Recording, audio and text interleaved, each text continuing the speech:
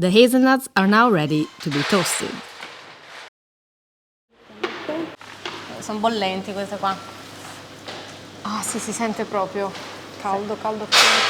Però vedi, bello. Adesso queste sono calde, quindi non si stacca bene, la pellicina deve essere un po' più fredda perché si stacchi bene.